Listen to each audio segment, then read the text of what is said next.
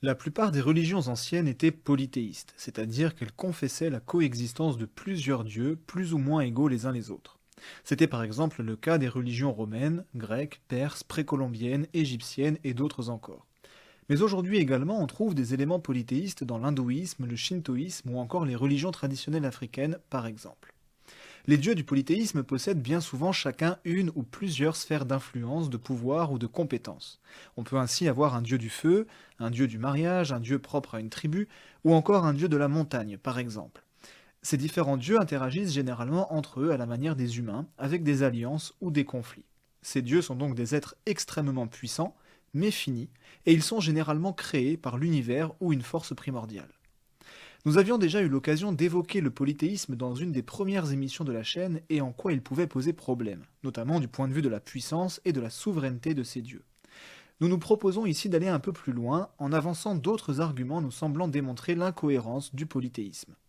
À cet égard, on peut noter que tous les arguments appuyant l'existence d'une divinité soutiennent l'hypothèse monothéiste. Ainsi, l'argument cosmologique ou de la contingence pointe vers l'existence d'une unique cause incausée, d'un unique être nécessaire à l'origine de tout ce qui existe. Cet argument peut être étendu jusqu'à affirmer le fait que cet être nécessaire et incausé doit être un être personnel et non simplement une force. L'argument téléologique soutient lui aussi l'existence d'une seule intelligence supérieure à l'origine de l'univers.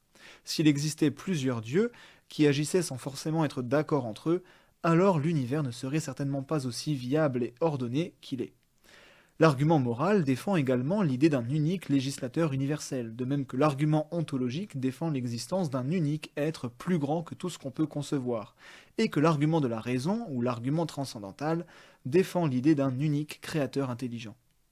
Tous ces arguments défendent le monothéisme et avancent des éléments contredisant la possibilité ou la vraisemblance du polythéisme.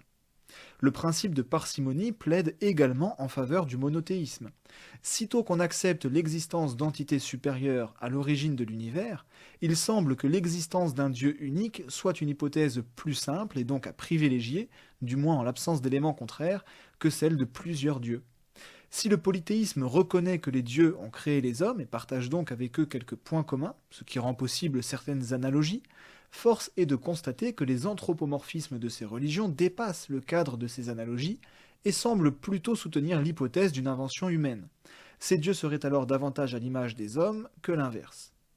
Un dernier argument, enfin, inspiré par Thomas d'Aquin, défend la supériorité du monothéisme sur le polythéisme. S'il existe plusieurs dieux, il faut qu'ils diffèrent entre eux d'une manière ou d'une autre, ce qui implique que les uns possèdent des qualités ou des perfections que les autres n'ont pas. Ces dieux sont donc nécessairement limités et surtout contingents. Chacun de ces dieux aurait très bien pu être autre chose que ce qu'il est, sans pour autant ne pas être un dieu. Or, cela signifie que leurs perfections ne leur appartiennent pas essentiellement, mais dérivent d'une cause extérieure, une cause dont ces perfections font partie de son essence même. On s'aperçoit alors rapidement que l'on régresse ainsi de suite jusqu'à l'existence d'un unique Dieu, lequel possède toutes les perfections de manière nécessaire, c'est-à-dire le Dieu du monothéisme. Nous pouvons ici préciser un élément important. Très rares sont les religions qui sont de pur polythéisme. La plupart d'entre elles affirment en fait l'existence d'un Dieu suprême. Et finalement, le monothéisme peut tout à fait s'accommoder d'une telle vision des choses.